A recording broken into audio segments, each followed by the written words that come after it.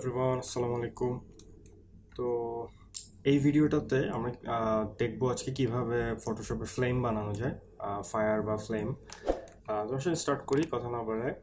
তো ফ্লেম বা ফায়ার আসলে ফটোশপ থেকে বাইরে থেকে কোথাও থেকে ইম্পোর্ট করতে হয় না, বা প্লাগইনসও লাগে না। ফিল্টারে আমাদের অটোমেটিক আছে, তো সেটা কীভাবে করে আমরা দেখি আজকে।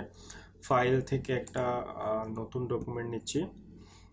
চেষ্টা করবেন একটু কম রেজুলেশনে ওপেন করতে, বিকজ যেহেতু অনেকের কম্পিউটার আছে, অনেক রেজুলেশন খুব একটা হাই না।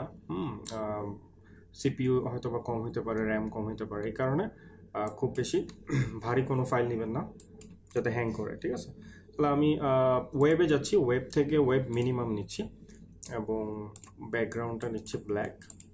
ওকে, ক্রিয়েট। ওকে, ফ্লেম বানানোর জন্য যে শর্ত সেটা হচ্ছে আপনি ফ্লেম অবশ্যই আপনাকে পাথের উপর ক্রিয়েট করতে হবে। তো আপনাকে পাথ ক্রিয়েট করতে হবে। তো পাথ ক্রিয়েট কীভাবে করে আমরা সবাই জানি, পেইন্ট টুল দিয়ে পাথ ক্রিয়েট করা যায় ফটোশপে। তাহলে পেইন্ট টুল নিলাম, পেইন্ট টুল নিয়ে আমাকে অবশ্যই একটা নতুন লেয়ার নিতে হবে। লাইক আমি ফার্স্টে দেখাচ্ছি কীভাবে করবো। জাস্ট একটা আমি নর্মালি একটা র্যান্ডম পাথ ক্রিয়েট করলাম। এরপর আমরা সরাসরি চলে যাব হচ্ছে পাথের লেয়ারটা সিলেক্ট করে। অ্যাকচুয়ালি এই পাথটা কোনো লেয়ারে নাই, বাট আমাকে যেহেতু ফ্লেমটা একটা আলাদা লেয়ারে নিতে হবে, সে কারণে একটা আলাদা লেয়ার নিয়ে নিলাম। ফিল্টার থেকে আমরা যাব রেন্ডার থেকে আমরা যাব ফ্লেমে। ফ্লেমে গেলে দেখেন অটোমেটিক আসলে ফটোশপে এই ফ্লেমে এই ইফেক্ট, ফায়ার ইফেক্ট দেওয়া আছে, আমাদের নতুন করে কিছুই করতে হবে না। বাট আমরা এখানে কিছু কাস্টমাইজেশন করতে পারি। ঠিক আছে, ডিফল্ট দিলাম।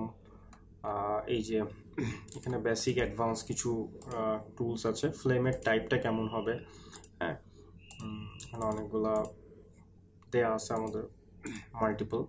তো দেখেন কত ইজিলি আমরা আসলে ফ্লেম ক্রিয়েট করে ফেলতে পারতেছি। জাস্ট এটা থেকে যেটা পছন্দ হবে ওকে দিব, দিয়ে জাস্ট আমি আমার ডিলিট বাটনে প্রেস করবো যাতে আমার পাথটা ডিলিট হয়ে যায়, কিন্তু আমার ফ্লেমটা রয়ে যাবে। আচ্ছা, এখন মেইন কথা হচ্ছে পাথকে আর কোনভাবে অ্যাপিয়ারেন্সের মাধ্যমে সুন্দরভাবে দেখানো যায়, সেটার জন্য আমি ছোট একটা টিপস দিতে চাই। তো এটা আমি ডিলিট করে দিচ্ছি। তো আমরা কিছু ক্রিয়েট করা পাথ এখানে পাবো। আমরা যাচ্ছি এখান থেকে কাস্টম শেপ টুলে যাব। কাস্টম শেপ টুলে গিয়ে জাস্ট এইখানে শেপের মধ্যে আসবো। তো এখানে অনেকগুলো শেপ আসলে ক্রিয়েট করে দেওয়া আছে, এখান থেকে আমরা একটা চুজ করে নিব।